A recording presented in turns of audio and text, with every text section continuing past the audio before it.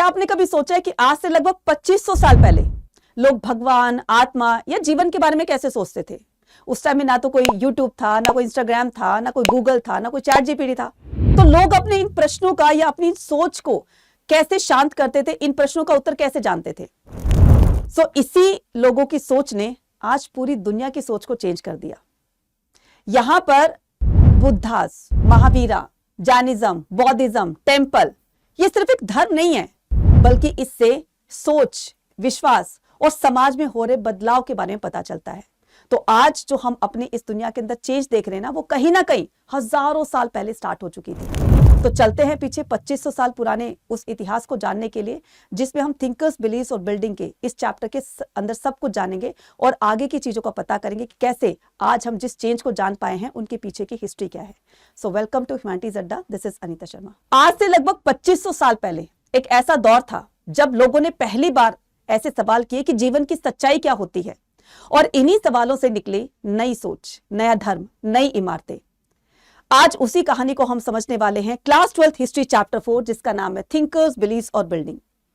इस दौर के अंदर कल्चर यानी कि सांस्कृतिक डेवलपमेंट होती है 600 BC से लेकर 600 CE में। यह चैप्टर जितना इंटरेस्टिंग है उतना इंपॉर्टेंट भी है।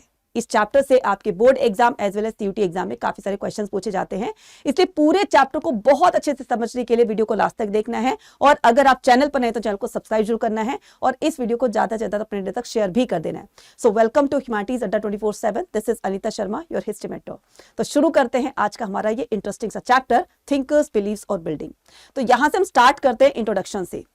ये जो बदलाव था, ये बदलाव ना एक दिन का था, ना 1 वीक का था, ना 1 मंथ का था, ना 1 साल का था। इस बदलाव को लाने में करीब करीब हजारों साल लग गए थे, तब जाकर के आज जो हम जिस स्टेज पर, जिस मुकाम पर हम खड़े हैं, उस बदलाव के कारण ही है। वो बदलाव कैसा था? सांस्कृतिक बदलाव। A long journey across 1000 years to read about the philosopher and their attempt to understand the world they habited. जिस संसार में हम रहते हैं, पहले आप ये सोचो कि जिस टाइम में ना तो कोई यूट्यूब हुआ करता था, ना गूगल हुआ करता था, ना चैट जीपीटी हुआ करता था, ऐसा कुछ कोई रिसोर्सेज नहीं था जिससे कि लोग अपने सवालों का जवाब जान सकते थे। फिर ये कैसे इन्होंने अपने सवालों का जवाब जाना? तो वो जो थिंकर्स होंगे, जो विचारक होंगे, जो पहले इस दुनिया को, इस संसार को समझेंगे, देन उसके बाद इसमें क्या क्या चीजें हो सकती हैं, लोगों को उन्होंने सही रास्ता दिखाया, धर्म का रास्ता, सच्चा रास्ता, अच्छा रास्ता दिखाया और लोग उनके बताए हुए मार्ग पर चलने लगे। यही एग्जाम्पल हम सेट करेंगे कहां पर? बौद्धिज्म और जैनिज्म, जिसमें हम गौतम बुद्धा और लॉर्ड महावीरा के बारे में इसमें समझेंगे। ठीक है, देयर आइडियाज, किसके आइडियाज? जो फिलोसफर्स थे, जो थिंकर्स थे, ठीक है, देयर आइडियाज। अब जिन्होंने भी इस तरह का रास्ता दिखाया, उन्होंने तो वर्बली बोला, फिर उनके स्टूडेंट ने उनको लिखना स्टार्ट कर दिया, उनकी बुक में लिखना स्टार्ट कर दिया, और वही बुक जब पब्लिश होने लगी तो ना सिर्फ पर्टिकुलर उन्हीं स्टूडेंट को बल्कि बाकी के लोगों को भी इनकी जानकारी मिलने लगी। ठीक है, सो आर्किटेक्चर, इसी से the ideas were compiled, the oral and the written as well as expressed in the architecture or sculptures। अब जब हम ये स्तूपास देखते हैं, टेम्पल्स देखते हैं, चर्च देखते हैं, गुरुद्वारा देखते हैं, ये सारी चीजें हमें क्या बताती है? कहीं ना कहीं इनका कोई रिलीजियस सिग्निफिकेंस रहा होगा, कहीं ना कोई इनका सांस्कृतिक महत्व रहा होगा। ठीक है, उसके बाद there are the indicative of the during the influence these thinkers had on the people. और यही जो थिंकर्स हैं, किस तरीके से लोगों पर अपना एक प्रभाव छोड़ेंगे और लोग इनसे ज्यादा, इतने ज्यादा प्रभावित हो जाएंगे कि लोग इनको फॉलो करके इनके बताए हुए मार्ग पर चलने लगेंगे। राइट, सो यहाँ पर the source historian use the reconstruct the exciting word, the ideas and believes including the Buddhist, Jainas and Brahmanical text. तो यही सारी चीजें हमें टेक्स्ट बुक से पता चलती हैं। टेक्स्ट बुक से हमें पर्टिकुलर पास्ट के बारे में सिर्फ नहीं पता चलता, बल्कि उसका क्या इतिहास रहा है, क्या स्टोरी रही है। चाहे कोई भी बिल्डिंग, मॉन्यूमेंट लगा लो, सबका अपना अपना एक इतिहास होता है, सबकी अपनी अपनी एक स्टोरी होती है। ठीक है, आपके मोहल्ले में, आस पड़ोस में, आपके विलेज में, जहां पर भी आप रहते हो, तो वहां पर कोई ना कोई टेम्पल होगा, या किसी आप साधु संत को बहुत ज्यादा मानते होंगे, किसी भगवान को बहुत ज्यादा मानते हो। हर एक चीज की अपनी एक हिस्ट्री होती है, अपना एक इतिहास होता है। ठीक है, तो यहां से हम स्टार्ट करने वाले हैं भोपाल से। ठीक है, मतलब मध्य प्रदेश से। तो भोपाल जो MP की कैपिटल है, तो वहां पर किसी टाइम में 19th सेंचुरी में भोपाल की बेगम, सुल्तान जान बेगम, शाहजहां बेगम, है ना, ये बेगम थी वहां पर जो रूल किया करती थी। तो जो शाहजहां बेगम है, ठीक है, अब यहाँ पर देखिए, ये जो है 19th सेंचुरी में European were very interested in the, तो जब यूरोपियंस जब इंडिया आए थे, ठीक है, आपने देखा होगा कि बहुत सारी यूरोपियन कंपनी जो है इंडिया में एडवेंट होती रही हैं। ठीक है, पोर्तुगीज आए और यहाँ पर डच आए, यहाँ पर French east India company, English east India company, तो आते तो थे ये, ठीक है, व्यापार करने के लिए आते, लेकिन कहीं ना कहीं वो इंडिया की इमारतों से, मतलब जो बिल्डिंग, मॉन्यूमेंट्स, टेम्पल वगैरह, मतलब बहुत सारी चीजों से वो अट्रैक्ट हो गए थे, मतलब बहुत ज्यादा इंप्रेस भी हो गए थे, अट्रैक्ट भी हो गए थे और चाहते थे कि हम यहाँ की चीजों को अपनी कंट्री में लेकर आए, क्योंकि इंडिया को तो इनकी वैल्यू है नहीं, भारतीयों को तो इनकी वैल्यू है नहीं, तो क्यों ना हम इन चीजों को अपने कंट्री में जाकर लेकर जाएं और वहां पर अपने जो नेशनल म्यूजियम है इन चीजों को वहां पर रखें, ताकि इसकी इंपॉर्टेंस बाकी के लोगों को पता चले जो कि इंडियंस को नहीं पता। तो यूरोपियन जो थे वो क्या करते थे, were very interested at the Sanchi stupa. तो सांची स्तूपा के स्ट्रक्चर्स को लेकर के बहुत ज्यादा वो इंटरेस्टेड थे कि हम इनको ले जाना चाहते हैं, अपने म्यूजियम में रखना चाहते हैं। तो उन्होंने क्या किया, the rulers of Bhopal, Shahjahan Begum and, तो उन्होंने भोपाल की बेगम, ठीक है, जो शाहजहां बेगम, सुल्तान जहां बेगम थी, शाहजहां बेगम से परमिशन लेते हैं कि क्या हम ये जो स्कल्पचर्स हैं, स्कल्पचर्स का मतलब होता है कि गेट के ऊपर ना जो पत्थरों पर जो मूर्तियां बनाई होती है वो भी हाथ से बनाई होती है, और ऐसी जो आर्ट थी वो कहीं पर भी नहीं देखी गई थी, तो इससे वो बहुत ज्यादा अट्रैक्टिव थे। तो उन्होंने भोपाल की बेगम से पूछा, परमिशन ली कि ये जो है थोड़ा सा टूट फूट गया, क्या हम इन टूटे हुए पीसेस को क्या अपनी कंट्री में लेकर जा सकते हैं। भोपाल की बेगम को लगा कि टूटा ही तो हुआ है, चलो भाई ले जाओ। उन्होंने परमिशन दे दी, बस ये परमिशन दे दी और वहां पर वो उसको लेकर जाने लगे। लेकिन यहां पर अब ये टूटी हुई चीजों को क्यों लेकर जा रहे हैं, कुछ ना कुछ तो इसका रीजन होगा ना, किसी ना किसी के तो दिमाग में आएगी कि भाई हाँ ये टूटी हुई चीजों को क्यों लेकर जा रहे हैं।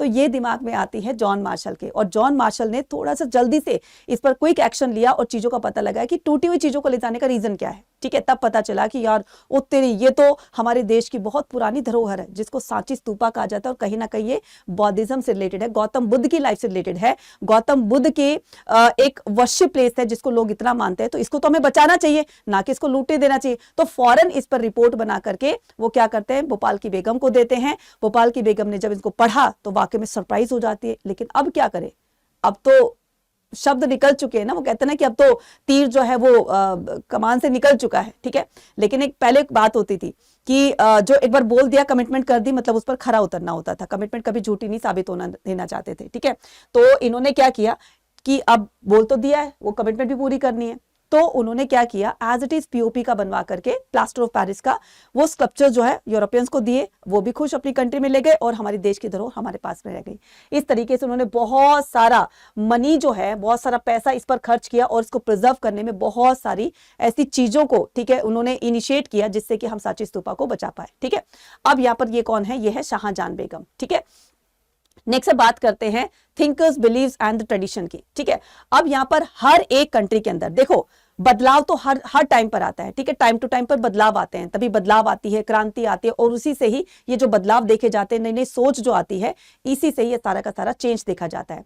तो यहाँ पर अलग अलग कंट्री के अंदर अलग अलग थिंकर्स का इमर्जेंस होता है, जो सही को सही, गलत को गलत साबित करेंगे, जो उनके अंदर वो हौसला होगा कि अगर कोई चीज उनके सामने गलत हो रही है तो वो उसके खिलाफ बोल सके और लोगों को एक सही बात बता सके या सही मार्ग बता सके। अलग अलग कंट्री के अंदर अलग अलग थिंकर्स होते हैं। तो यहाँ पर मिड फर्स्ट मिलियन बीसी को एक क्या कहते हैं, इसको एक ऐसा टर्निंग पॉइंट हम कह सकते हैं जो पूरी दुनिया में आया। मैं पर्टिकुलर इंडिया की बात नहीं कर रही हूँ, ठीक है, मैं पर्टिकुलर एक किसी अदर कंट्री की बात नहीं कर रही हूँ, पूरी दुनिया में यहाँ पर एक ऐसा दौर आता है जब अलग अलग कंट्री के अंदर अलग अलग थिंकर्स का इमर्जेंस होता है। वो लोगों को अपनी कंट्री में रास्ता दिखाएंगे कि भाई ये रास्ता सही है और ये रास्ता जो तुम पहले से फॉलो करते आ रहे थे ये गलत है। ठीक है, तो यहाँ पर mid first million BC saw the emergence of the thinkers such as the, तो यहाँ से ईरान में कौन आते हैं, ज़ाराथुस्त्रा, जो कि थिंकर थे। ठीक है, ज़ाराथुस्त्रा हो गया, कॉन्गजी चाइना से हो गए, सुकरात प्लेटो और अरस्तु कहाँ से, ग्रीस से हो गए, लॉर्ड महावीर गौतम बुद्धा इंडिया से होंगे। ये लोगों को एक सही गाइडेंस देंगे, एक सही रास्ता दिखाएंगे और लोग इनकी बातों से इन्फ्लुएंस होकर, इनकी टीचिंग से, क्योंकि ये लोगों को ऐसे बातें बताएंगे जो वाकई में रियल लगती थी, सच्ची लगती थी, सुनने में अच्छी लगती थी और वाकई में थी भी बहुत अच्छी, है ना। तो अब यहां पर हम बात करेंगे किसकी, contribution of the John Marshall. अब ठीक है, भोपाल की बेगम ने परमिशन दे दी थी कि हाँ भाई ठीक है ले जाओ। तो बेटा ये था सांची स्तूपा, देख रहे हो ना, ये सांची स्तूपा था और अलग अलग एंगल से दिखाया गया। अब ये जो स्कल्पचर्स थे जिनको वो लेकर जाना चाहते थे, तो वो स्कल्पचर्स कौन से थे, ये वाले थे। ये देख रहे हो, इनके ऊपर ना मूर्तियां ऐसे ऐसे ना कुछ आर्ट बनी हुई है और इन्हीं आर्ट से, जैसे मान लो ये गिरकर नीचे गिर गया, ठीक है, अब इन्हीं को ही वो लेकर जाकर अपने यूरोप के म्यूजियम में लगाना चाहते थे, रखना चाहते थे, ताकि लोग वहां पर देखने के लिए आए, इनकी इनकम होगी और कोई बहुत ही करोड़पति अरबपति आ जाए, इनको खरीद भी सकता है, तो गवर्नमेंट की इनकम काफी अच्छी हो जाएगी। ठीक है, तो ये सारा बता रहे थे। और ये है बेटा जॉन मार्शल, जिन्होंने समय रहते, जिन्होंने टाइम रहते इन चीजों के बारे में जल्दी से पता करके बता दिया, जिसकी वजह से हम सांची स्तूपा को बचा पाए। तो the rulers of the Bhopal, Shahjahan Begum and her successor Sultan Jahan Begum provided money for preservation the ancient site. No wonder that the John Marshall dedicated his important volume on the Sanchi Stupa to Sultan Jahan. यहाँ से question आता है कि John Marshall ने report बना करके जो इस पर दी, ठीक है, मतलब पूरी इंफॉर्मेशन कलेक्ट करके वो रिपोर्ट बना करके किसको पेश की, किसके सामने, किसको दी, तो यहाँ पर सुल्तान जान बेगम को, शाहजहां बेगम को मत कर देना कि उनको दी थी, सुल्तान जान बेगम को वो रिपोर्ट पेश करते हैं, जिसके बाद ये पता चलता है कि हाँ, इस एंशिएंट जो साइट है इसको हमने बचाना चाहिए, ना कि इसको लूटने देना चाहिए। तब वहां पर कोई एक्शन लिया जाता है। तो उन्होंने क्या किया, जॉन मार्शल के लिए सांची स्तूपा के आसपास में ही पहले तो सबसे पहले ये किया कि सांची स्तूपा को ब्रिक रॉबर से, मतलब जो ब्रिक रॉबर्स, ईंटें जो चुराने वाले होते हैं, उनसे पहले उनको बचाना है। तो चारों तरफ पहले दीवारें बना दी, ठीक है, ताकि इसको प्रिजर्व किया जा सके, ठीक है। तो जब दीवार बनेगी तो अंदर कोई एंटर नहीं कर पाएगा। फिर उसके थोड़ी दूर बाद इसके लिए गेस्ट हाउस बना दिया गया, ठीक है, गेस्ट हाउस बना दिया गया कि आप इस गेस्ट हाउस में रहिए, आपका रहना, खाना पीना, खर्चा सब कुछ हम करेंगे, आप जितनी ज्यादा इंफॉर्मेशन कलेक्ट कर सकते हो आप कीजिए और हमें इसको इसके बारे में बताइए।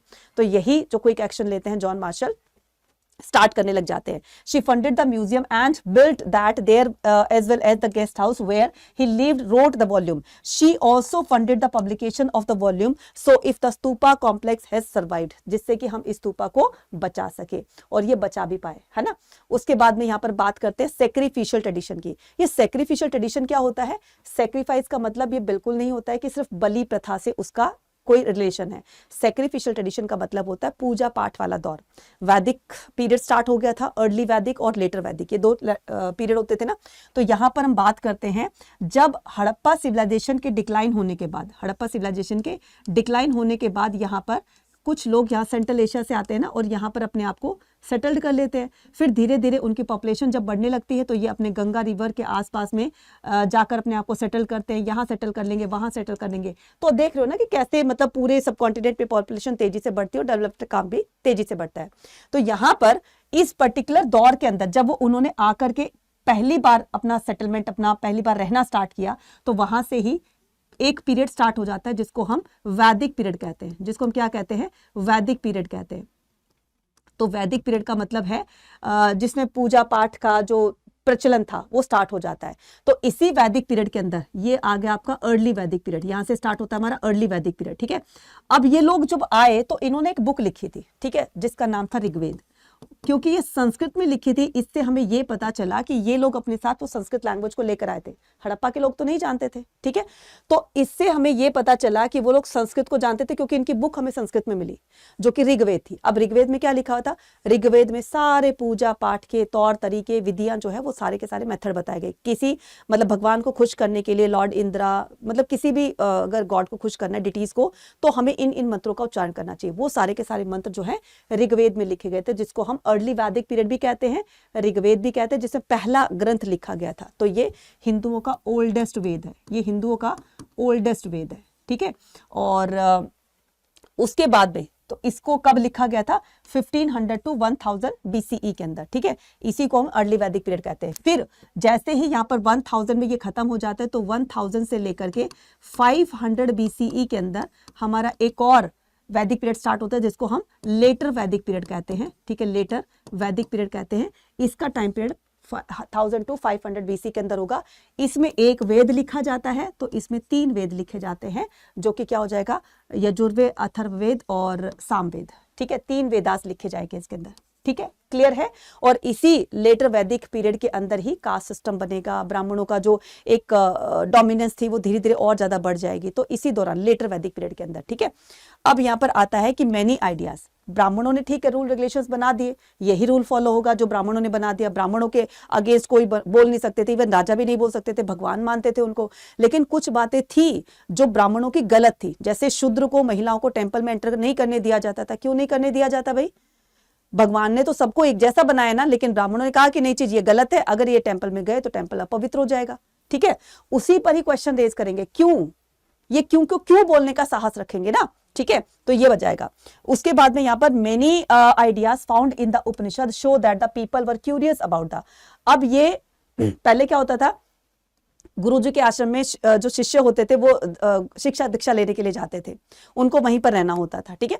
तो वो जो स्टूडेंट है वो अपने गुरुजी से क्वेश्चन करते थे, गुरुजी आखिर लाइफ की रियलिटी क्या होती है, जीवन की सच्चाई क्या होती है, हमें जीवन को कैसे जीना चाहिए, कैसे उसको अच्छा बनाना चाहिए, कौन कौन से कर्म करने चाहिए, क्या डेथ के बाद भी कोई लाइफ होती है, ऐसे बहुत सारे क्वेश्चन उनके दिमाग में आएंगे। क्यूरियोसिटी होगी इन सब चीजों को जानने की। गुरुजी उनको बताया करते थे ऐसे, जैसे आपने रामायण में भी देखा होगा, जब लॉर्ड रामा जब वनवास में थे तो वो अलग अलग ऋषि मुनियों से मिलते थे, जीवन के बारे में जानते थे, है ना, धर्म के बारे में जानते थे। सेम वही चीजें शिष्य अपने गुरु से पूछेंगे, और यही जो कॉन्वर्सेशन है इसको उपनिषद में लिख दिया जाएगा, और यहीं से हमें पता चलता है कि क्या क्या चीजें हमारी लाइफ में होती हैं। ठीक है, नाउ अब क्या करेंगे, हाउ द बुद्धास, और साथ में ये भी बोलेंगे कि गुरुजी अगर मान लो हम सैक्रिफिशियल ट्रेडिशन को फॉलो नहीं करते, हम पूजा पाठ को अगर मान लो नहीं मानते, तो क्या भगवान जी हमसे गुस्सा हो जाएंगे, क्या हमें श्राप दे देंगे कि जाओ तुम्हारी जिंदगी में मैंने दुख लिख दिया, और अगर करते हैं तो क्या भगवान जी कभी भी हमें दुख नहीं देंगे, हमेशा हमारी जिंदगी में खुशियां खुशियां होंगी। अब गुरुजी स्पीचलेस एकदम। ठीक है, तो कहने का मतलब इस तरह के क्वेश्चन जो है उनके दिमाग में आने लगेंगे, लोगों के दिमाग में। ठीक है, अब वो जिससे पूछेंगे, अब दिमाग में तो किसी के कोई भी बात आ सकती है ना, तो इससे एक नई सोच क्रिएट होगी, एक नई सोच पैदा होगी, नई सोच पैदा होगी तो नए नए आइडियाज निकलेंगे इससे। ठीक है, इससे नया धर्म बनेगा, नए धर्म से नई नई बिल्डिंग्स बनेंगी उनके ऊपर। बस यही है पूरा का पूरा इस चैप्टर, है ना। तो आपने how the Buddha text were prepared and preserved. अब क्या करते हैं, जैसे गौतम बुद्ध है, लॉर्ड महावीरा है, बाकी के अदर कंट्रीज से भी थे। अब ठीक है, उन्होंने लोगों को जो रास्ता दिखाया, अब वो रास्ता दिखाते मतलब जो भी बातें बोलते थे तो पहले ओरली बोला जाता था, मौखिक रूप से, फिर उनके स्टूडेंट ने उनको लिखना स्टार्ट किया। तो गौतम बुद्ध की जो भी टीचिंग सी शिक्षाएं थी तो उनके स्टूडेंट ने उनको लिखना स्टार्ट किया। Gautam Buddha and the other teachers taught the orally, discuss and the debate. अब यहां पर डिबेट होती थी, चाहे मान लो गौतम बुद्धा ही हैं, गौतम बुद्धा ने कहा ब्राह्मणों ने जो रूल बनाए हैं भाई वो गलत है, चलो भाई। एक कुटाग्रशाला होती थी, मतलब एक हट होती थी, उस हट के अंदर ना झोपड़ी टाइप में होती थी। ठीक है, तो इस हट के अंदर क्या होता था, रेस्टर्स जो होते थे पहले पैदल चला करते थे, है ना, तो पैदल चल के और थोड़ा सा रेस्ट भी कर लिया करते थे, तो इसको कहा जाता है एक कुटाग्रशाला। ठीक है, उस कुटाग्रशाला में दो पार्टी बैठी होती थी, जैसे मान लो यहाँ पर गौतम बुद्ध है, यहाँ पर कोई ब्राह्मण है, और यहाँ पर ऑडियंस बैठी होती थी, तो इनके बीच में ना डिबेट होती थी। ठीक है, इनके बीच में डिबेट होती थी, और जो डिबेट में अपनी बात को सही साबित करने में सक्सेस हो जाता था, लोग कहते थे वाह भाई वाह, देखो इस बंदे की बात में दम है, हमें इसको फॉलो करना चाहिए, इसने बिल्कुल सही बात बोली है। ठीक है, और ये जो स्टार्टिंग से झूठ बोलता आ रहा है ना, इसकी बातों से कोई फायदा नहीं हुआ है, बस चलो इसको साइड करो और इनको ऑन करो। ठीक है, तो ये क्या करते थे, डिबेट करते थे। None of the Buddha speeches were, अब यहां पर गौतम बुद्ध की कभी भी स्पीचेस जो है उनकी लाइफ के रहते बुक में नहीं लिखी गई थी। आफ्टर हिज डेथ 5th से लेकर के 4th सेंचुरी बीसी के अंदर his teaching were compiled in by his disciple, these compiled, फिर उनके डिसाइपल्स ने, उनके स्टूडेंट्स ने उसको, उनकी टीचिंग्स को लिखना स्टार्ट किया। ठीक है, फिर इसको प्रिजर्व किया, और प्रिजर्व करके जो मतलब एक जो बुक लिखी गई उसको त्रिपिटक कहा जाता है। क्या कहा जाता है उसको, त्रिपिटक कहा जाता है। ठीक है, अब ये त्रिपिटक क्या क्या होंगे मैं पहले बता देती हूँ। ठीक है, 3 पिटक्स होंगे, सुत्त पिटक, विनय पिटक और अभिधम पिटक। जो गौतम बुद्ध की टीचिंग्स है, तो पूरी की पूरी टीचिंग्स को डिफाइन किया गया है। ठीक है, इसमें सुत्त पिटक के अंदर तो सारी की सारी शिक्षाओं का वर्णन हमें सुत्त पिटक के अंदर मिलती है, टीचिंग्स ऑफ बुद्धा। ठीक है, टीचिंग्स ऑफ बुद्धा। ठीक है, इसके बाद गौतम बुद्ध ने एक संघ बनाया था, एक ऑर्गेनाइजेशन बनाई थी जिसमें मॉन्क्स रहते थे, वहीं पर बैठ करके, वहीं पर रह करके अपनी भक्ति किया करते थे। तो वो जो संघ में रहने के रूल रेगुलेशंस बनाए होंगे, नियम कानून जो फॉलो करने होंगे, वो एक बुक में लिखे थे जिसको कहा जाता है विनय पिटक। तो ये बुक किससे रिलेटेड थी, रूल्स ऑफ संघा से।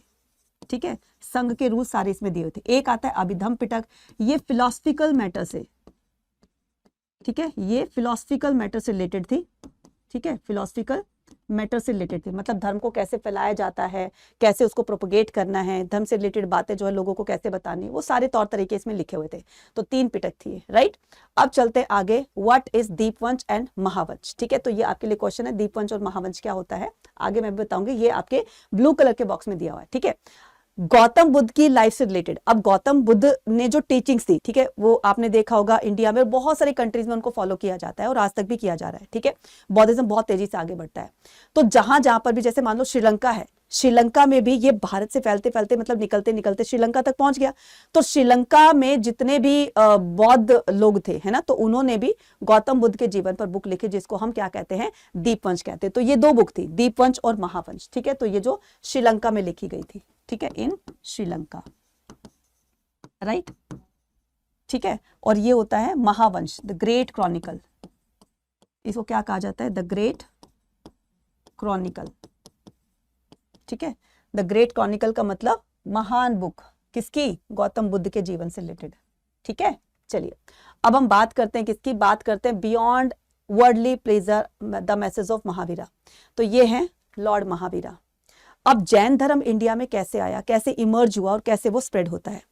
तो महावीरा से पहले, इनसे पहले 23 तीर्थंकर आ चुके थे जो जैन धर्म को ऑलरेडी ऑलरेडी प्रोपोगेट कर चुके थे, फैल चुका था ये इनके जन्म से पहले। ठीक है, तो पहले कौन थे? पहले थे ऋषभदेव। ठीक है, फर्स्ट कौन थे? फर्स्ट जो तीर्थंकर थे वो थे ऋषभदेव।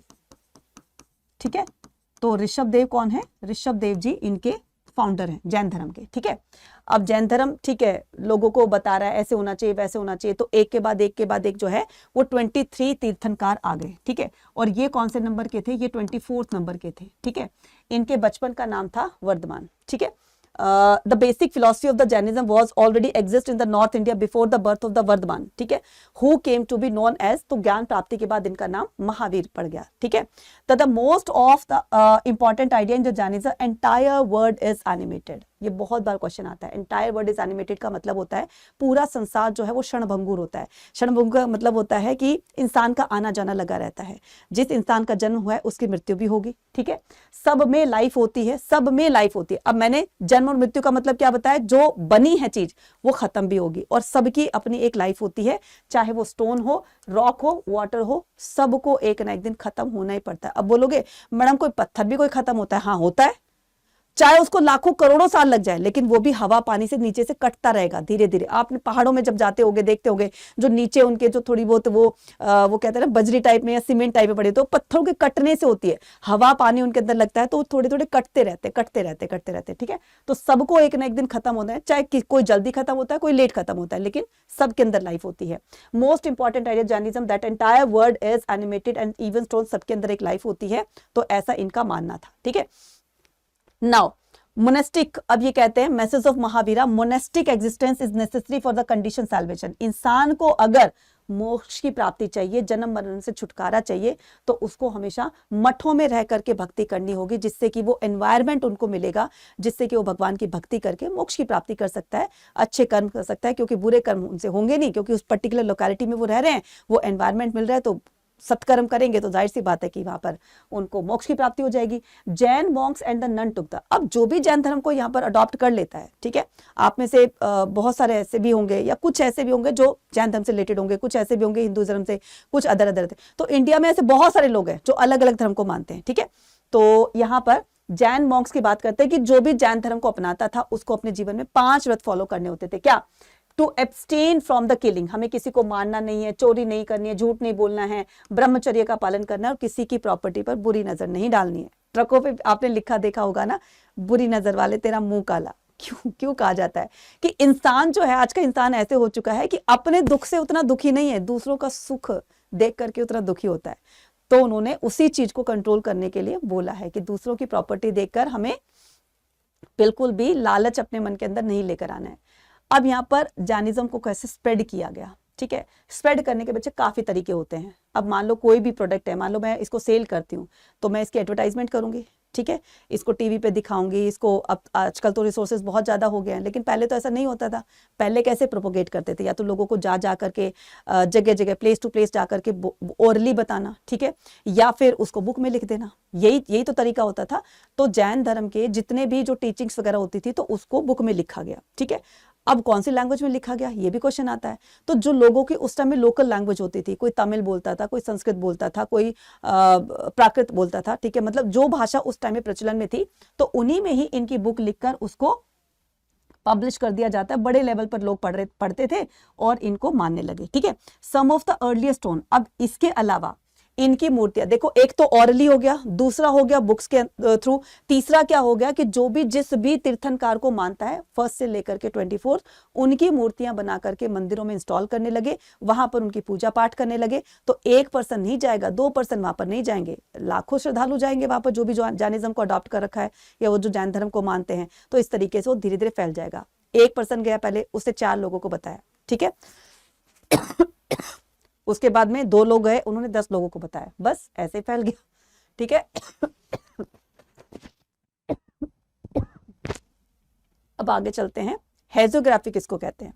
ठीक है, biography of a religious teacher. ठीक है, तो किसी भी रिलीजियस टीचर, धार्मिक गुरु के जीवन पर जो लिखी बातें होती हैं उसको क्या कहा जाता है, मतलब उसको एक बुक में लिख दिया जाता है जिसको हेजियोग्राफी कहा जाता है। ठीक है, नाउ अब हम बात करते हैं किसकी, सिद्धार्थ की। ठीक है, अब हमें यहाँ पर क्या करना है, बौद्धिज्म पर आ गए हम। ठीक है, अब हमने जैनिज्म को पढ़ लिया, अब हम क्या करेंगे, अब हम बौद्धिज्म पर आते हैं। ठीक है, तो ये आपका बौद्धिज्म। ठीक है, जिसके फाउंडर कौन थे, गौतम बुद्धा, जो आप साइड में देख रहे हो, गौतम बुद्धा। ठीक है, तो सिद्धार्थ गौतम बुद्ध के बचपन का नाम था। इनके जो फादर थे वो शाक्य क्लान के हेड थे, तो उस नाते फिर ये क्या हुए, ये उस पर्टिकुलर क्लान के, शाक्य क्लान के ये राजकुमार कहलाए, इसलिए इनको आगे चलकर शाक्य मुनि के नाम से भी जाना जाएगा। ठीक है, अब ये क्लान क्या होता है, शाक्य क्लान क्या होता है, हमने सेकंड चैप्टर में पढ़ा कि अलग अलग जो जनपदास होते थे, है ना, ट्राइब्स होते थे, कबीले होते थे, तो उनका एक हेड होता था, सरदार होता था। तो सेम उसी तरीके से शाक्य क्लान था, एक ट्राइब थी, उनके हेड कौन थे, इनके फादर थे। ठीक है, शुद्धोधन। तो ये जो है इनको आगे चल करके शाक्य मुनि के नाम से भी जाना जाएगा। ठीक है, इनको शाक्य मुनि भी कहा जाएगा। ठीक है, बचपन में क्या होता है कि बहुत ही छोटी एज में, मतलब आप ये लगा लो कि 13-14 दिन के थे। ठीक है, 13-14 डेज के, तो इनकी जो रियल मदर थी उनकी डेथ हो जाती है। फिर इनकी जो फॉस्टर मदर थी महाप्रजापति गौतमी, जिनको मासी के नाम से हम जानते हैं। ठीक है, तो मासी ने इनको पाल पोस कर बड़ा किया और उन्हीं के नाम से इनका नाम गौतम रख दिया गया। ठीक है, उसके बाद में क्या करते हैं, तो जब ये धीरे धीरे बड़े हो रहे थे तो इनके फादर को लगा कि मुझे अपने बेटे का भविष्य जानना है, तो भविष्य जानने के लिए, फ्यूचर जानने के लिए कि आगे क्या बन सकता है, क्या करेगा करके, तो कुछ साधु संतों को अपने कोर्ट में बुलाते हैं। तो बोले बताओ मेरे बेटे का भविष्य बताओ। तो साधु संतों ने उनको देखा और कहा या तो तुम्हारा बेटा बहुत बड़ा सन्यासी बनेगा या बहुत बड़ा चक्रवर्ती सम्राट बनेगा। अब चक्रवर्ती सम्राट सुनकर तो उनकी पापा की आंखों में चमक आ जाती, मेरा बेटा जो है मेरे से बड़ा चक्रवर्ती सम्राट बनेगा। होता है ना, टीचर्स भी ऐसे होते हैं, पेरेंट्स भी ऐसे होते हैं जो ये चाहते हैं कि हमारा बच्चा हमसे आगे बढ़े, है ना। बाकी सारे कोई रिश्ता ऐसा नहीं हो जो आगे चाहेगा कि मेरे से ये आगे बढ़े। ठीक है, लेकिन ये सन्यासी ना बने, इसको सोच करके थोड़ा सा वो दुखी हो गए थे, और सन्यासी ना बने इसके लिए उन्होंने सारे के सारे अरेंजमेंट्स अपने महल के अंदर करा दिए, क्योंकि बाहर की दुनिया देखेगा, इसको दुख होगा तो सन्यासी बन जाएगा। ठीक है, शादी भी जल्दी कर दी गई इनकी। ठीक है, तो एक बार क्या होता है कि इनके जो फादर थे वो किसी काम से जैसे घर से बाहर चले गए थे, ऑफिशियली वर्क से, राजा थे, काम पड़ता रहता है, तो पीछे से इन्होंने बाहर की दुनिया नहीं देखी थी, तो अपने चैरिएटर को बोलते हैं अंकल मेरे को बाहर ले चलो ना। कहते नहीं, मैं नहीं लेकर जा रहा हूँ, तुम्हारे पापा बहुत गुस्सा करेंगे, मेरे को पनिशमेंट मिलेगी। अंकल प्लीज, पापा आने के पहले आ जाएंगे, प्लीज आप चलो। बेचारा कहता है कि चलो ठीक है, बच्चा है, चलो मान लेते हैं यार, चलो ठीक है, उसको लेकर चले। तो उनको 4 बिटर ट्रुथ दिखाई देते हैं। ठीक है, 4 जीवन के ऐसे कड़वे सच उनको पता चलते हैं जो आज तक उनको नहीं पता था। पहला, कॉर्प्स। ठीक है, दूसरा मतलब कॉर्प्स, डेड बॉडी। ठीक है, दूसरा क्या, एक ओल्ड मैन। तीसरा क्या था, तीसरा था एक सिक मैन था। ठीक है, तो 4 वो बिटर ट्रुथ कौन कौन से मैं यहाँ पर लिख देती हूँ। ठीक है, तो पहला इन्होंने क्या देखा, फर्स्ट था कॉर्प्स। कॉर्प्स का मतलब होता है डेड।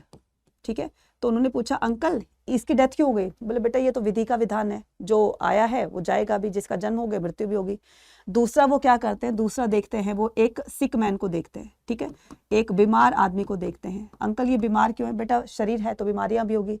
थर्ड जो है वो देखते हैं किसको, थर्ड जो है वो देखते हैं एक ओल्ड मैन को, अंकल इसकी जो है कमर क्यों झुकी हुई है, लाठी के सारे क्यों चल रहा है। बेटा शरीर है, बूढ़ा भी होगा, और यहाँ पर जिम्मेदारियां इतनी ज्यादा बढ़ गई है कि उसकी वजह से कमर झुक गई है। चौथा जो देखता है, ठीक है, चौथे जो देखते हैं वो थे एक सन्यासी, एक सेज। ठीक है, ठीक है, एक सन्यासी को देखते हैं। अंकल ये इतना खुश क्यों है, ये तो पूरे जंगल में अपना मस्त मौला होकर के घूम रहा है, अपना राम नाम भजन अपना करते करते। अंकल ये इतना क्यों खुश है, 3 बाकी क्यों दुखी है। कहता है इसने अपना घर बार छोड़ रखा है, संसारिक मोह माया को छोड़ रखा है, ये और इसका भगवान, इसलिए ये खुश है। अब बस यही बात उनके दिमाग में स्टिक कर जाती है, मतलब स्टक कर जाती है, दिमाग में एंटर कर जाती है। मुझे तो बनना है तो यही बनना है, और मैं जीवन की इन 3 सच्चाई को मैं जानकर रहूंगा। आखिर क्यों ऐसा। ठीक है, तो वो इस वजह से घर से निकल जाते हैं, और घर से निकलने की घटना को क्या कहा जाता है, घर से जब वो निकले यानी कि departure of the house, departure of the house, तो जब ये घर से निकल रहे थे तो उस घटना को कहा जाता है महाभिनिष्क्रमण। क्या कहा जाता है? महाभिनिष्क्रमणा। ठीक है, तो इसको ये कहा जाता है और इसको सिंबल दिया गया है हॉर्स का। ठीक है, इसको हॉर्स का सिंबल दिया गया है। ठीक है, फिर वो बहुत टाइम तक जो है वो साधु सन्यासियों के पास रहते हैं, जानना चाहते थे कि ऐसा क्यों होता है, लेकिन उनको सेटिस्फैक्टरी आंसर नहीं मिला। फिर वो एट लास्ट ये डिसाइड करते हैं कि यार मुझे खुद ही इस सच्चाई का पता लगाना पड़ेगा। फिर बिहार में बोध गया, बोधि वृक्ष के नीचे बैठकर, बिहार में बोध गया है, बोध गया में एक बोधि ट्री है, उस बोधि वृक्ष के नीचे बैठकर उन्होंने मेडिटेशन किया। मेडिटेशन में इतने ज्यादा लीन हो गए कि उनको कुछ नहीं पता कि बाहर क्या हो रहा है। उनका शरीर इतना वीक हो गया, ना भूख का पता, ना प्यास का पता, ना सर्दी, ना गर्मी, ना बरसात, ना आंधी, ना तूफान, कुछ नहीं पता। जिसकी वजह से इतने दिन वो मेडिटेशन पर बैठे रहे, उनको कुछ नहीं पता। और ये जो ऊपर बबल से देख रहे हो ना, ये कीड़े मकोड़े तक उन्होंने, कीड़े मकोड़ों ने उनके सर को नोच लिया था और ये बबल्स उसी की वजह से बने हुए हैं। लेकिन इनको फिर भी पता नहीं था कि मतलब कोई पेन नहीं हो रहा था, इतने ज्यादा वो डूब चुके थे, है ना। तब इनको जाकर के एनलाइटमेंट अटेन होती है, ज्ञान की प्राप्ति होती है। और जब इनको ज्ञान की प्राप्ति होगी तब से ये बुद्ध कहलाने लगे। और बुद्ध का मतलब होता है एनलाइटमेंट वन। ठीक है, पूरे संसार का प्रकाश, है ना। इंटरेस्टिंग सी स्टोरी। ठीक है, अब हम यहाँ पर बात करते हैं टीचिंग्स ऑफ बुद्धा की। Buddha emphasize the individual agency and the, Gautam Buddha हमेशा, यहां से क्वेश्चन आता है, ये इंपॉर्टेंट है, गौतम बुद्ध हमेशा एम्फसाइज द इंडिविजुअल एजेंसी, कि इंसान को हमेशा खुद के लिए खुद मतलब काम करना होगा, खुद के लिए खुद ही काम करना होगा, सेल्फ एफर्ट करने होंगे। तुम्हारे लिए तुम्हारा एग्जाम कोई और नहीं देकर आएगा। चलो ठीक है, राइटर भी दे दिया, लेकिन नॉलेज तो वो आपकी होगी ना। कहां तक लिखेगा वो? नहीं लिखेगा, तो नॉलेज आपकी होगी। तो आपको अपने जीवन की लड़ाई खुद लड़नी है, कोई आपके लिए नहीं लड़ेगा। अगर आपको दुख हो रहा है, कहीं पर पेन हो रहा है, तो वो पेन आपको ही सहना पड़ेगा। खुशी हो रही है, वो खुशी आपको ही होगी, दूसरा नहीं करेगा कोई। ठीक है, तो यहाँ पर self individual agency and the right action. इंसान को हमेशा अच्छे कर्म करने चाहिए। अब चाहते तो वो जो है वो अपने महलों में भी साधु संतों को बुला सकते थे, क्यों घर छोड़कर गए वो? चाहते तो वो जो थे सन्यासी ना बन करके चक्रवर्ती सम्राट बन जाते और यहाँ पर किसी भी तरीके से नॉलेज गेन सकते थे, लेकिन ऐसा नहीं किया। उन्होंने कहा मुझे खुद ही इसका पता लगाना पड़ेगा। उन्होंने एफर्ट किया ना, तो as the means to escape the, तो यही दो चीजें हैं जिससे कि एक इंसान जो है escape from the cycle of the birth, rebirth and attain the self realisation, जिससे कि वो रीबर्थ, साइकिल ऑफ रीबर्थ, ये जन्म मरण के चक्कर से छुटकारा पा सकता है, एंड अटेन सेल्फ रियलाइजेशन, और अपने आप को पहचान सकता है और निब्बान की प्राप्ति कर सकता है। निब्बान का मतलब क्या होता है बच्चा? Literal extinguishing of the ego and desire. जब इंसान को डिजायर, ठीक है, जब इंसान को अपनी डिजायर्स, अपनी इच्छाओं पर, अपने हम पर कंट्रोल हो जाता है। हम सुनते हैं ना, मैं, हम ये करते हैं ना हमेशा, मैं ये, मैं वो, तो इंसान के अंदर जब ये मैं अहम निकल जाता है और हमारी डिजायर्स खत्म हो जाती हैं, यार मेरे को ना ये चीज लेनी है, यार काश मेरे पास ये चीज होती, उसको नहीं होने पर हमें दुख होता है। तो जब ये हमारे अंदर से निकल जाती है तब हम निब्बान की प्राप्ति कर चुके होते हैं और इसी से ही मोक्ष की प्राप्ति होती है। तो यहाँ पर according to Buddhist tradition his last, तो यहाँ पर गौतम बुद्ध की जब डेथ होने वाली थी, उनके लास्ट वर्डिंग क्या थे? Be lamp on to yourself, अपने जीवन का दीपक तुम्हें खुद बनना है। As all of you must work out your own liberation, अपनी आजादी के लिए, अपनी मोक्ष प्राप्ति के लिए आपको खुद से एफर्ट करना होगा, कोई और नहीं करेगा। ठीक है, उसके बाद में यहाँ पर आते हैं टीचिंग्स ऑफ बुद्धा की बात करते हैं। ये बहुत इंपॉर्टेंट है, तो ये आपके 8 मार्क में क्वेश्चन में आ सकता है, जैनिज्म और बौद्धिज्म की टीचिंग्स। ठीक है, तो गौतम बुद्ध ने किस तरह की शिक्षाएं लोगों को दी? According to the Buddhist philosophy the word is transient, जिसको अनिक्का कहा जाता है। इसका मतलब क्या होता है? इंसान के जीवन में हर पल, मोमेंट बाय मोमेंट चेंज होते रहते हैं।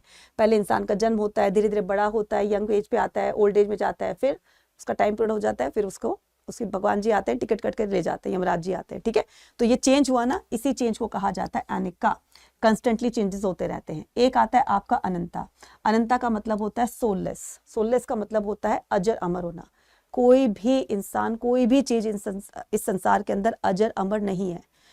अगर बनी है तो वो खत्म भी होगी। ठीक है, तो अनंता कहा जाता है, देयर इज नथिंग परमानेंट और द इटर्नल इन इट। ठीक है, परमानेंट का मतलब होता है स्थाई और इटर्नल का मतलब हो गया आपका अजर अमर, मतलब जिसकी कोई कभी कभी नष्ट ही ना हो। ठीक है, तो ये हो जाएगा आपका अजर और अमर। अजर का मतलब होता है बूढ़ा और अमर का मतलब होता है कभी कोई चीजें नष्ट ही ना हो। ठीक है, तो वो सारी चीजें हैं। ठीक है, अब आता है हमारे पास फॉलोवर्स ऑफ द बुद्धा। तो यहाँ पर फॉलोवर्स ऑफ बुद्धा की बात करते हैं, तो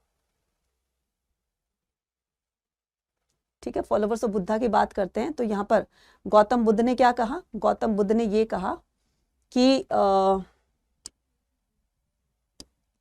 बुद्धा फाउंडेड द संघ, गौतम बुद्ध ने अपना एक संघ बनाया था। उस संघ के अंदर कौन रहते थे? उस संघ के अंदर मॉन्क्स रहा करते थे, ठीक है। मॉन्क को उस संघ में रहने के लिए कुछ रूल रेगुलेशंस फॉलो करने होते थे, ठीक है। अब जो भी संघ के अंदर एंटर करेगा उसको गेरुआ रंग के कपड़े पहनने पड़ेंगे, सैफरन कलर के, ठीक है। सैफरन कलर के कपड़े पहनने पड़ेंगे, हेड शेव कराना होगा, ठीक है। उसको एक मैट दे दी जाती थी और 6 साल के लिए एक ब्लैंकेट दिया जाता था जो उसको 6 ईयर्स तक चलाना होता था। इन बिटवीन अगर वो फट जाता है तो खुद से उसको स्टिच करना होता था। फिर जब 6 साल उसको हो जाते थे तो पुराना दे करके नया लेना होता था। उसके अलावा उनको एक बॉल दी जाती थी, प्याला दिया जाता था, भिक्षा पात्र, भाई भिक्षा मांग करके लानी है और इसी से तुम्हारा गुजारा होगा। जो भी संघ के अंदर एंटर करता था उसका पहले वाला डेजिग्नेशन, चाहे वो एक राजा ही क्यों ना हो, चाहे वो एक व्यापारी, एक ट्रेडर, एक मर्चेंट ही क्यों ना हो, या कोई एक भिखारी क्यों ना, उसका पहले वाला डेजिग्नेशन जो है, पहले वाली जो एक पहचान होगी वो खत्म हो जाएगी। और जो भी लोग संघ के अंदर एंटर करेंगे सबको इक्वल ट्रीट किया जाएगा। ना कोई राजा होगा, ना कोई रंक होगा, ना कोई ट्रेडर होगा, ना कोई आर्टिशन होगा, सब इक्वल होंगे, ठीक है। और यहाँ पर जो जैसे डेमोक्रेसी में क्या होता है कि लोगों से ओपिनियन ली जाती है, तो जब भी मान लो किसी बात पर डिस्कशन होता था तो सभी मॉन्क्स बैठ जाते थे, उस पर डिस्कशन करते थे और जो डिस्कशन पर मतलब मोर देन 50% वोट चली जाती थी उसकी बात को मान लिया जाता था। तो ये कुछ ऐसे संघ के रूल रेगुलेशन थे जो संघ में फॉलो करने होते थे, ठीक है। Followers the Buddha, the Buddha foster mother Mahaprajapati Gautami was the first. अब यहाँ पर पहले क्या था पहले गौतम बुद्ध ने सिर्फ मैन की ही एंट्री जो है वहां पर अलाउ की हुई थी, वुमेन नहीं कर सकती थी। तो उनके जो फेवरेट स्टूडेंट थे, ठीक है, जिनका नाम था आनंद, जिनका नाम क्या था? आनंद। तो आनंद कौन थे? उनके फेवरेट स्टूडेंट थे, ठीक है, गौतम बुद्ध के फेवरेट स्टूडेंट थे। इनके कहने पर फीमेल की एंट्री जो है वो संघ के अंदर स्टार्ट कर दी थी और पहली उनकी फीमेल जो भिकुनी बनती है, फीमेल जो उनकी एक डिसाइपल बनती है, वो उनकी खुद की मासी थी, प्रजापति गौतमी, ठीक है, Mahaprajapati Gautami. Many of women who entered the, तो इनकी देखा देख फिर बाकी के जो वुमेन थी वो भी एंटर करने लगी। तो जो संघ में एंटर कर जाती थी वो क्या बन जाती थी? वो भिकुनी बन जाती थी, ठीक है। और become the teachers of the dhamma and went on to the become the theris, और क्या करती थी? धम्म को प्रोपगेट करती थी, लोगों को जा जाकर प्लेस टू प्लेस जा करके धर्म के बारे में बताना, कैसे कर्म करने चाहिए उसके बारे में बताना, अच्छी अच्छी बातों के बारे में बताना। इससे उनकी सोसाइटी में रिस्पेक्ट और अच्छी बढ़ती चली जाती थी और उन्होंने उनको जो है बिकम द थेरीज, इन्हीं को थेरीज कहा जाता है, भिकुनीज वगैरह को। और रिस्पेक्टेड, थेरीज का मतलब होता है respected women who attend the liberation, जिनको ज्ञान की प्राप्ति हो चुकी है उनको क्या कहा जाता है? थेरीज और द रिस्पेक्टेड वुमेन। अब आते हैं फॉलोवर्स ऑफ बुद्धा पर बात करते हैं। तो कहां कहां पर ये होती है?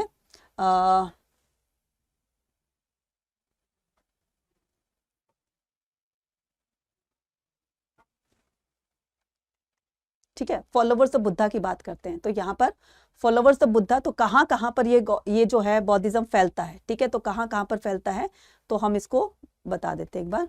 तो देखो, Buddhism grew rapidly both during the lifetime of the Buddha and after his death. Appeal to many people. Gautam Buddha, ये जो बौद्धिज्म है ये क्यों इतना तेजी से आगे बढ़ता है? क्योंकि बहुत सारे लोग जो सोसाइटी में रिचुअल्स जो फैले हुए थे, रीति रिवाज जो फैले हुए थे, उनको भी करके कुछ उनको फायदा नहीं हो रहा था। एक ऐसा पाथ चाहिए था, रास्ता चाहिए था जिसको अडॉप्ट करके, जिस पर चल करके वो अपने जीवन को अच्छा बना सकते हैं, और वही सारी चीजें बौद्धिज्म में उनको बताई जा रही थी। इस वजह से बौद्धिज्म बहुत तेजी से आगे बढ़ता है। तो यहाँ पर बौद्धिज्म spread the countries like the Tibet, Burma, Sri Lanka, Indo China, और इतनी जगहों पर ये फैल जाता है, ठीक है। अब आते हैं यहाँ पर बिल्डिंग एंड द आर्किटेक्चर्स की बात करते हैं, ठीक है। तो ये जो बिल्डिंग और आर्किटेक्चर है, ये आपका सांची स्तूप है और ये आपका अमरावती स्तूप है, ठीक है। तो गौतम बुद्ध की डेथ के बाद भी और ये तेजी से आगे बढ़ता रहता है और आज तक भी मतलब बहुत सारी कंट्री में फैल चुका है, लोग इसको फॉलो करते हैं, ठीक है।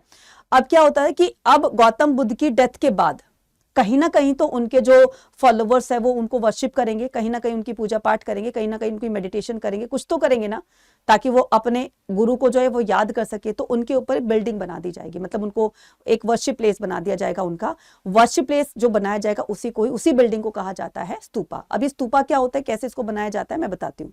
Buddhist idea and the practice emerge out of the process with the other some of the ideas practice were identified by the historical building and the sculptures such as the Sanchi and Amaravati. तो ये दो sculpture, ये दो ऐसे देख सकते हो ऐसे मॉन्यूमेंट है जो न सिर्फ इंडिया में बल्कि पूरे वर्ल्ड में ये फेमस है, खास करके सांची स्तूपा को। हाँ, अमरावती स्तूपा को हम सरवाइव नहीं कर पाए, हम जिंदा नहीं रख पाए, ठीक है, उससे पहले ही मतलब वो नष्ट हो चुका था। जब तक हमें इसका पता चलता उससे पहले ये पूरा का पूरा खत्म हो चुका था, गायब हो चुका था, ठीक है। लेकिन इसका तो हमें टाइम रहते पता चल गया, जिसकी वजह से हम इसको सरवाइव कर पाए, ठीक है। अब आता है गौतम बुद्ध के ये जो स्तूपाज हैं, ये कहां कहां पर बनाए गए? ये वहां पर बनाए गए जहां पर गौतम बुद्ध की लाइफ से रिलेटेड प्लेसेस हैं, मतलब जहां पर उन्होंने जन्म लिया, जहां पर उन्होंने एनलाइटमेंट अटेन करी, जहां पर उन्होंने पहला सेरेमन दिया, उपदेश दिया, जहां पर उनकी डेथ होती है, जहां पर वो लोगों को उपदेश देते थे, जहां पर जाते थे, कहां पर, मतलब हर वो जगह जहां जहां पर गौतम बुद्ध के चरण पड़े, तो वहां पर उनके स्तूपास बना दिए जाते हैं। खास करके ये जो आपका मैप बेस्ड क्वेश्चन आएगा, ये 4 जगहों से आएगा, ठीक है। तो गौतम बुद्ध का जो बर्थ होता है बेटा, वो कहां पर होता है? लुम्बिनी के अंदर होता है। लुम्बिनी कहां पर है? नेपाल में। लुम्बिनी कहां पर है? नेपाल के अंदर। और उसके बाद में जब इन्होंने एनलाइटमेंट अटेन करी थी, तब कहां पर करी थी? बौद्ध गया, बिहार के अंदर। तो इसको बिहार में लोकेट कर देना आपने। उसके बाद जब इन्होंने एनलाइटमेंट अटेन होने के बाद, जब इन्होंने अपना पहला सेरेमन दिया था, पहला उपदेश दिया था, तो वो सारनाथ में दिया था। और सारनाथ को हाल ही में इंडिया की 45वीं 45th जो है वो ऐसी हेरिटेज साइट इसको बना दिया गया है, जिसको कि इंडिया में 45वीं साइट घोषित कर दिया गया है बाय द यूनेस्को। इसको वर्ल्ड हेरिटेज में घोषित कर दिया गया, मतलब ये विश्व धरोहर बन चुकी है। और ये 45वें नंबर की, इससे पहले 44 जो है बन चुकी है। तो यहाँ पर सारनाथ जो है, इसको आज जो है वो विश्व धरोहर यानी कि वर्ल्ड हेरिटेज साइट डिक्लेयर कर दिया गया है।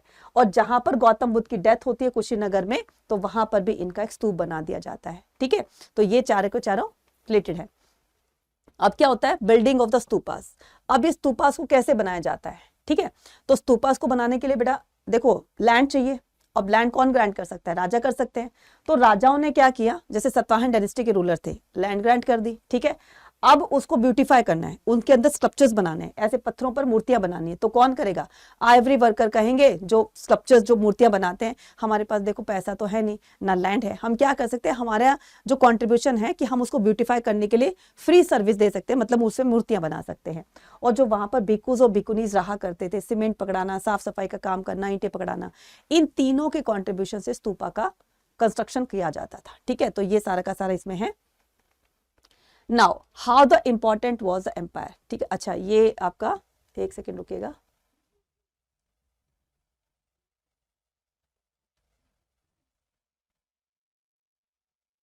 ठीक है, 1 सेकेंड रुकिएगा बस।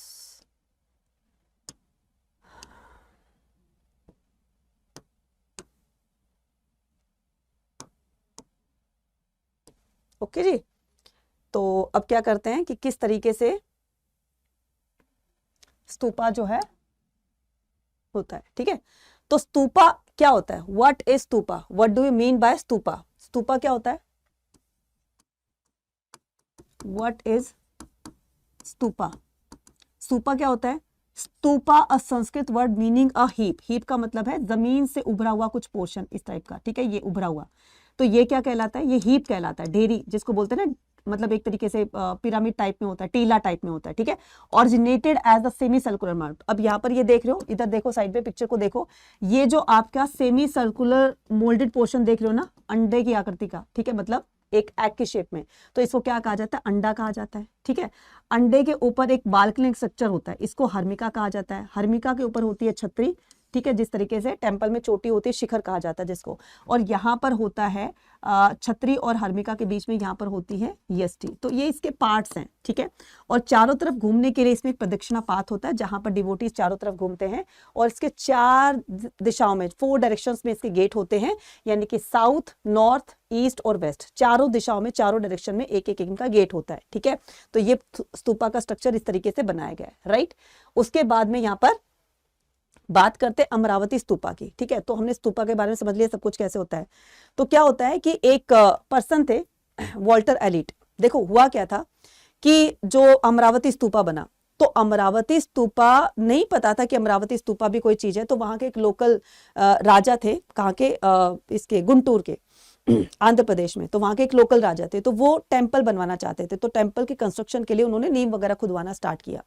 तो जैसे वो खुदाई कर रहे थे लेबर वगैरह, तो उनको ट्रेजर दिखाई दिया, मतलब कुछ ऐसा उनको दिखाई दिया कि पहले हो सकता है यहाँ पर कोई इमारत रही हो, कोई बिल्डिंग वगैरह रही हो। इसकी सूचना वो अपने राजा को देते हैं। राजा जो है वो उस प्रोजेक्ट को, मतलब टेम्पल कंस्ट्रक्ट करवाने के प्रोजेक्ट को वहीं पर रुकवा देते हैं।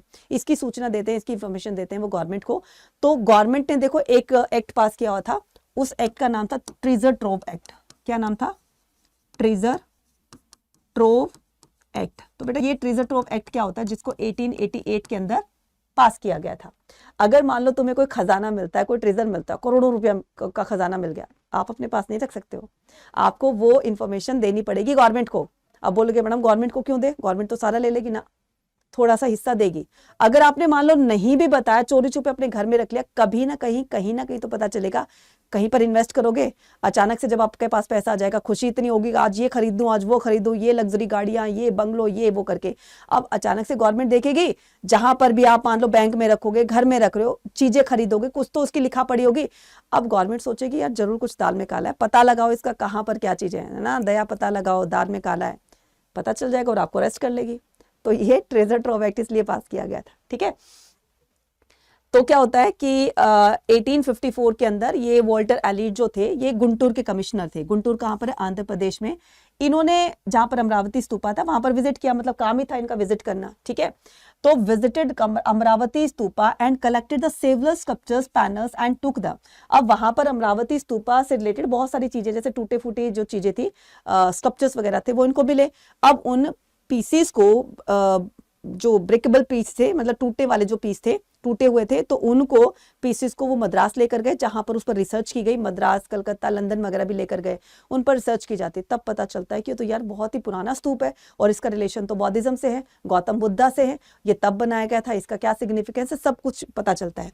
तो he also discover the remain of the, तो इन्होंने डिस्कवरी भी की। कौन सी? Western gateway and the, तो वो जो वेस्टर्न वाला गेट था उनको भी मतलब वहां पर उनका भी पता चलता है कि हाँ भाई इस तरह का एक वेस्टर्न में भी गेट हुआ करता था, वेस्टर्न साइड में। And came to conclusion that structure at the Amaravati was, और इस बात पर कंक्लूजन पर पहुंचे कि ये बाकी के अदर स्तूपास में से सबसे लार्जेस्ट स्तूपा था and most magnificent Buddhist stupa, और सबसे सुंदर, स्प्लेंडेड जिसको बोलते हैं। एक तो सबसे बड़ा और सबसे सुंदर स्तूप कौन सा है? वो है अमरावती स्तूपा। ठीक है, अब क्वेश्चन आता है, ये तो अमरावती स्तूपा को, यहां पर देखो 3 क्वेश्चन आएंगे। अमरावती स्तूपा को कब डिस्कवर किया गया? ठीक है, अमरावती स्तूपा, ठीक है, अमरावती स्तूपा। तो अमरावती स्तूपा को कब डिस्कवर किया गया? ये किया गया था 1796 में। अमरावती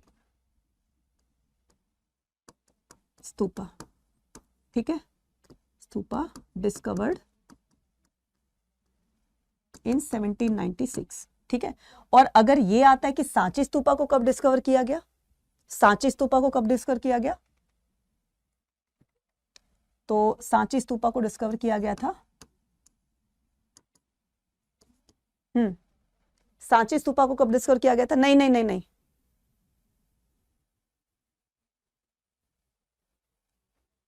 ठीक है, अच्छा होमवर्क दे दें, ठीक है ठीक है। तो सांची स्तूपा को कब डिस्कवर किया गया था? दे दो इधर, ठीक, 2 बजे, हाँ।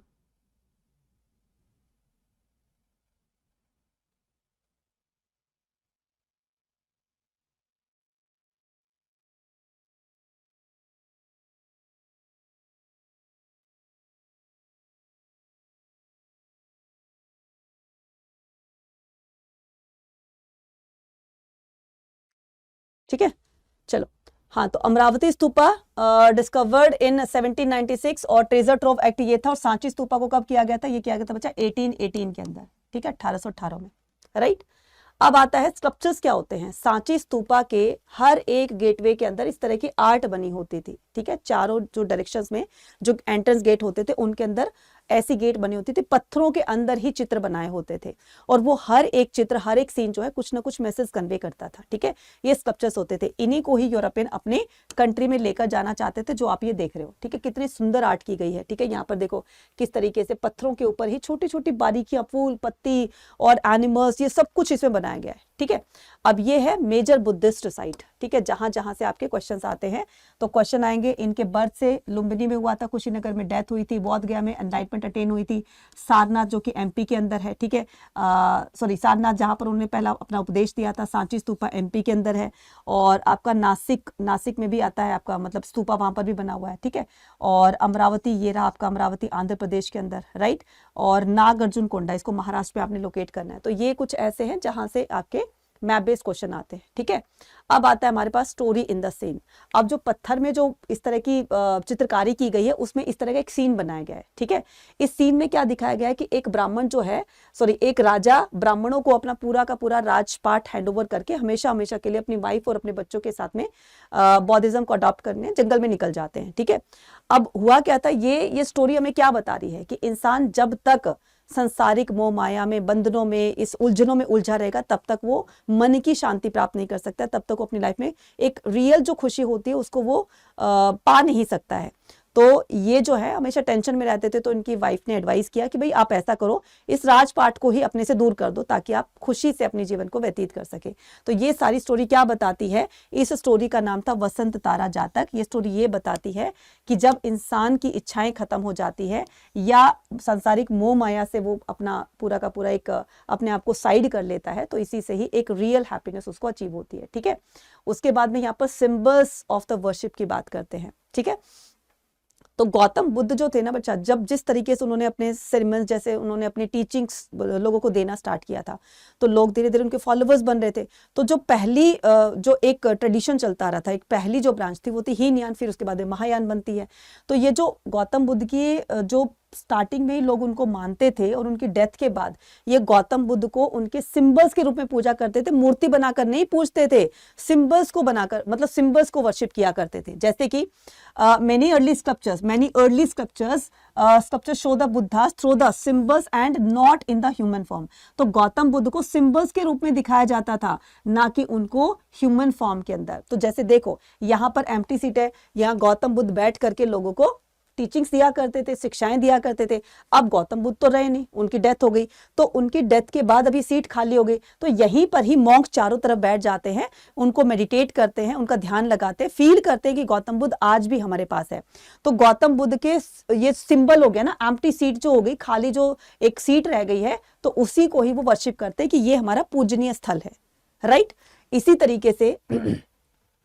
तरीके से तो आगे आते हैं यहाँ पर बुद्धास एंड द स्तूपास। अब मैं आपको सारे के सारे सिंबल्स बता देती हूँ कि किसका सिंबल जो है किसका क्या माना जाता है। ठीक है, सो दैट कि आप उसको अच्छे से और कर पाए, और आपको सारी की सारी इससे रिलेटेड जो है चीजों का पता चल जाए। ठीक है, तो यहाँ पर मैं कर देती हूँ। ठीक है,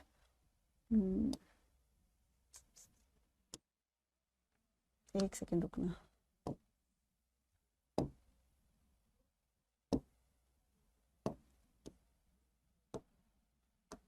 ठीक है, तो गौतम बुद्ध के बर्थ का सिंबल माना जाता है, तो यहाँ पर मैं इवेंट लिख देती हूँ, और यहाँ पर मैं सिंबल लिख देती हूँ, इवेंट एंड सिंबल।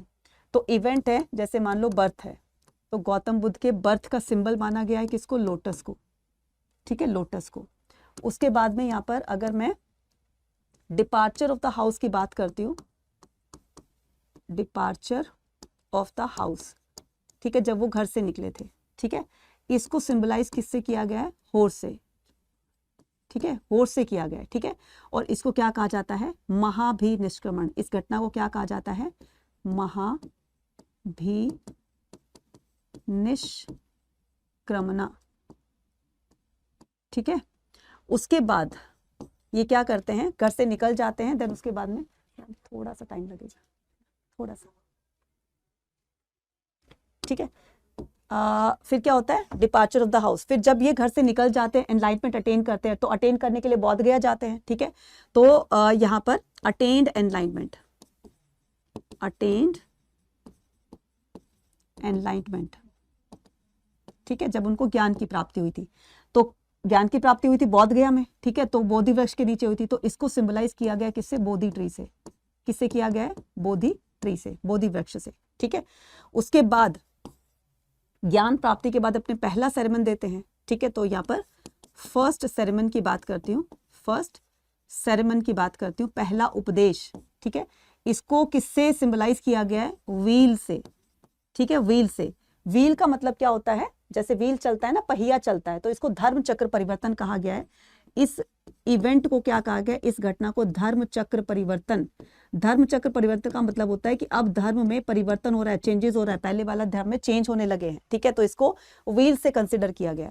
उसके बाद गौतम बुद्ध की डेथ होती है, ठीक है, तो डेथ को किससे सिंबलाइज किया गया? स्तूपा से, ठीक है, स्तूपा से किया गया। और इस घटना को कहा जाता है महापरिनिर्वाण। क्या कहा गया है? महापरिनिर्वाण, ठीक है, महापरिनिर्वाण या निब्बाना भी कह सकते हो, ठीक है। तो ये था बेटा, ठीक है। और फिर आता है गौतम बुद्ध की 2 ब्रांचेस से क्वेश्चन आता है, मतलब बौद्धिज्म की 2 ब्रांचेस से क्वेश्चन आता है। देखो, चाहे कोई भी धर्म हो, जैनिज्म हो, बौद्धिज्म हो, या फिर आपका हिंदुइज्म हो, ठीक है, या फिर आपका इस्लाम धर्म हो, हर एक उसके अंदर ना 2-2 ब्रांचेस बनी होती है।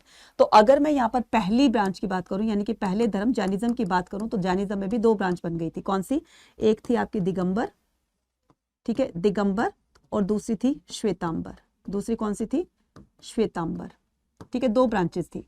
अब दिगंबर में क्या होते हैं? आपने देखा होगा कि कुछ जो नेक्ड साधु बाबा होते हैं, कपड़े नहीं पहनते हैं, तो ये इस सेक्ट के होते हैं, इस ब्रांच के होते हैं, दिगंबर ब्रांच के, ठीक है। इसके अलावा यहाँ पर जो व्हाइट कलर्स के क्लोथ्स वियर करते हैं, व्हाइट कलर्ड क्लोथ्स, ठीक है, वियर करते हैं, पहनते हैं, तो उनको श्वेतांबर कहा जाता है, ठीक है। इसके अलावा यहाँ पर हम एक और चीज की बात करते हैं, वो ये है बौद्धिज्म में, ठीक है, जो बौद्धिज्म में, तो बौद्धिज्म में भी 2 ब्रांच बन जाती है। कौन कौन सी? एक थी आपकी हीनयाना, और दूसरी कौन थी? महायाना। दूसरी कौन सी थी? महायाना। हीनयान जो थी बेटा वो ओल्ड ब्रांच थी, महायान जो थी न्यू ब्रांच थी।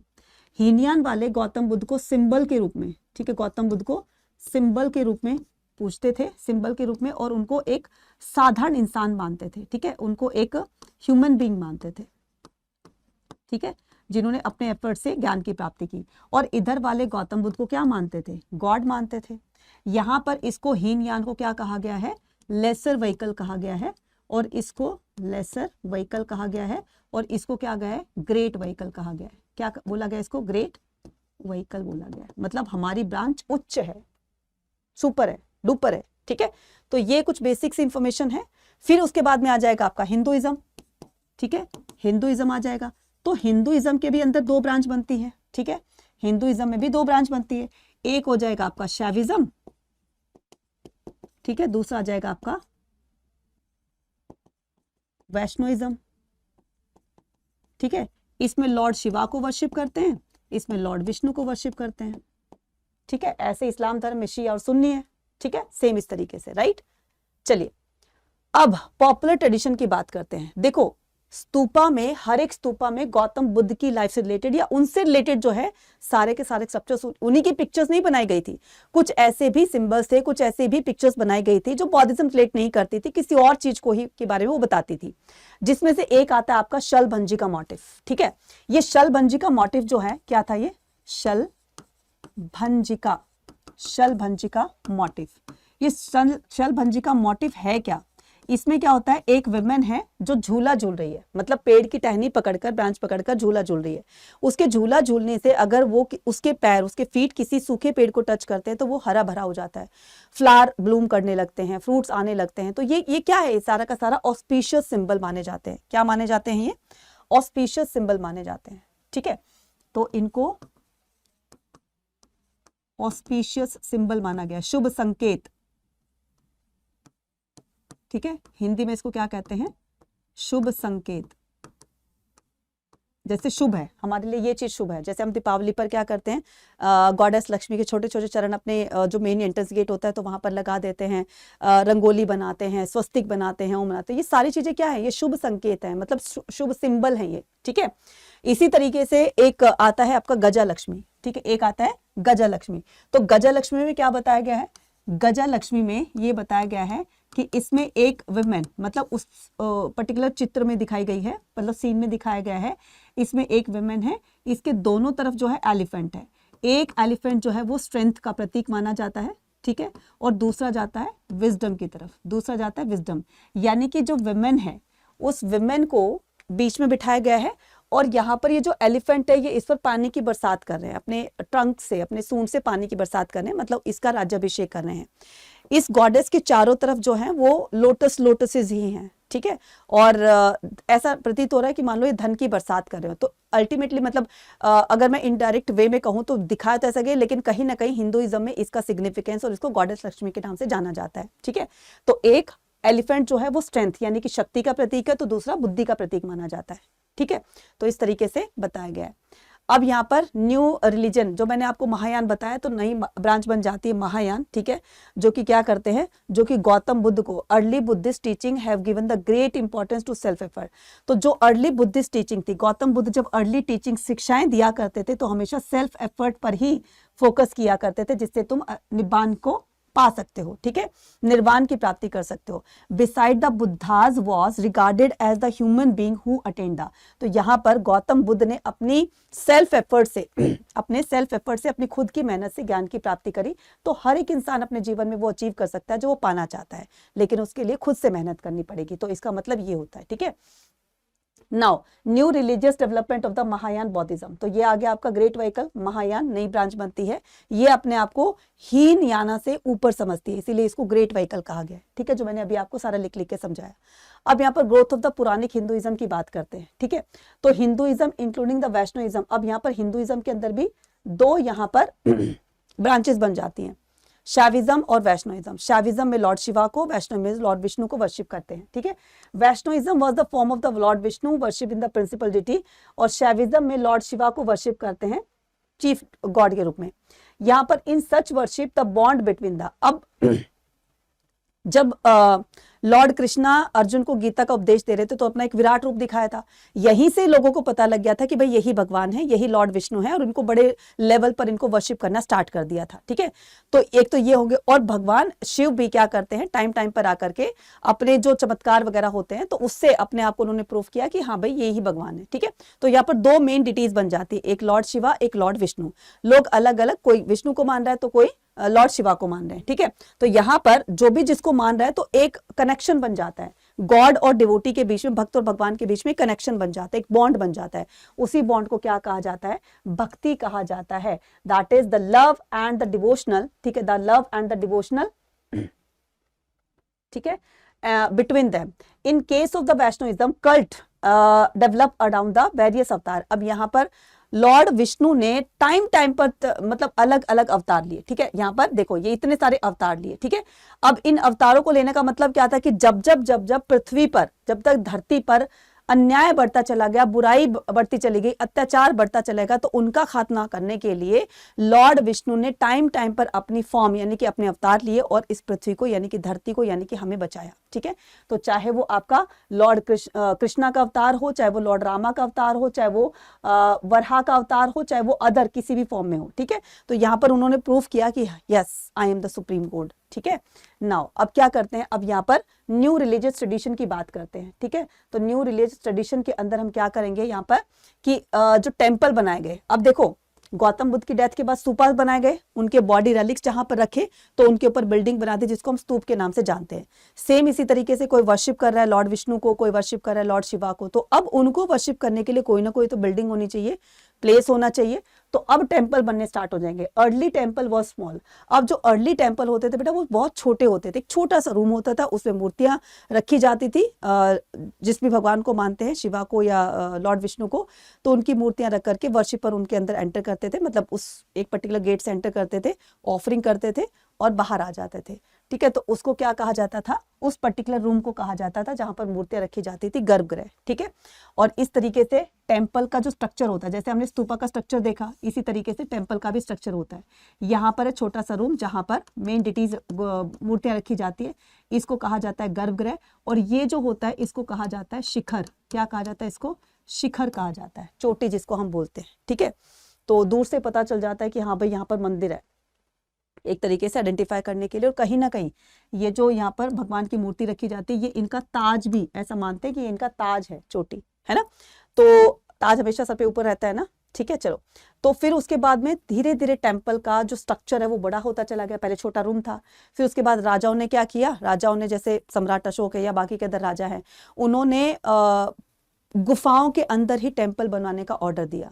तो ये जो आर्टिफिशियल केव्स होती हैं, जैसे आपने माता वैष्णो देवी की भी वो देखी होगी, पिंडियां रखी हैं 3, तो गुफा के अंदर ही तो है। तो सेम इसी तरीके से आर्टिफिशियल केव से भी बनती है।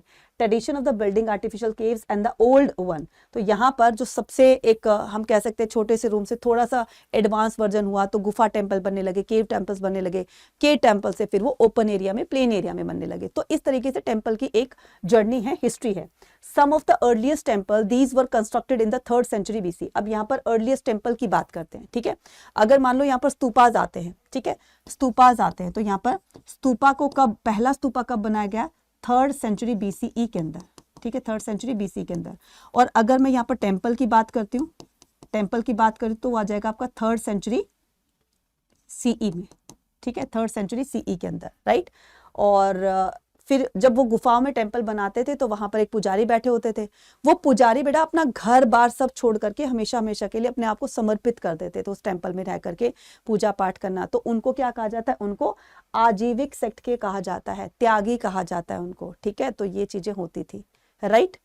तो ये था बेटा आज का हमारा पूरा का पूरा चैप्टर।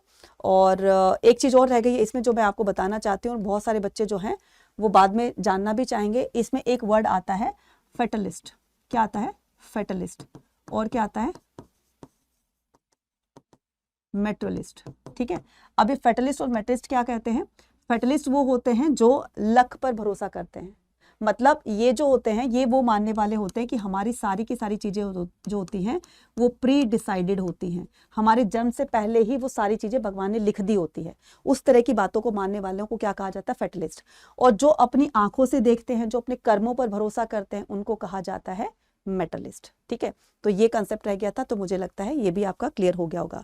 और अब अगर आप क्लास 12th के साथ में CUT की तैयारी करना चाहते हैं, क्योंकि CUT का एग्जाम क्रैक करके वो भी अच्छे मार्क्स से, तभी जाकर आप अपनी यूनिवर्सिटी के कॉलेज में एडमिशन ले सकते हैं अपने कोर्स के साथ में। तो यहाँ पर CUT अड्डा 24/7 का महापैक आप ज्वाइन कर सकते हो, जिससे कि आपके दोनों के दोनों एग्जाम भी कवर हो जाएंगे। साथ में यूनिवर्सिटी में एडमिशन लेने का सपना है अपने कोर्स के साथ में, तो वो सपना भी आप यहाँ पर पूरा कर सकते हो। तो बस आप यहाँ पर जाइए, एनरोल कीजिए और मैक्सिमम डिस्काउंट पाने के लिए कूपन कोड यूज करिए Y489। कहां पर मिलेगा बेटा ये आपको? ये मिलेगा आपको एंड्रॉइड फोन से। सबसे पहले आपको अड्डा 24/7 टाइप करना है, सर्च करना है। जैसे आप सर्च करोगे तो यहाँ पर इस तरह का एक आपको पेज दिखाई देगा। ऑल कोर्सेज पर जाना है, UG PG एंट्रेंस एग्जाम पे जाना है, आर्ट्स पे जाना है। जैसे आप यहाँ पर क्लिक करोगे, ये है बैचेस सारे के सारे। तो महापैक प्रो के अंदर आपको सारी की सारी फिजिकल बुक भी दी जा रही है, जो आपको घर तक डिलीवर कर दी जाएंगी, जिसमें डोमेन का भी आ जाएगा, लैंग्वेज और GAT की भी बुक आ जाएंगी, और साथ में इनकी preparation, live classes, recorded classes, सब कुछ इसमें चलता रहेगा। तो हमें यहाँ पर ये एनरोल करना है, इसमें बाय नाउ करना है, कूपन कोड लगाना है Y489, और इससे एनरोल भी हो जाओगे और मैक्सिमम डिस्काउंट भी पा सकोगे। तो ये 12 मंथ की वैलिडिटी के साथ में आपको दिया जा रहा है, जिससे आपका बोर्ड प्लस CUT दोनों एग्जाम निकल जाएंगे। सो कैसी लगी आज की वीडियो मुझे कमेंट सेक्शन में लिखकर जरूर बताइएगा। Thank you.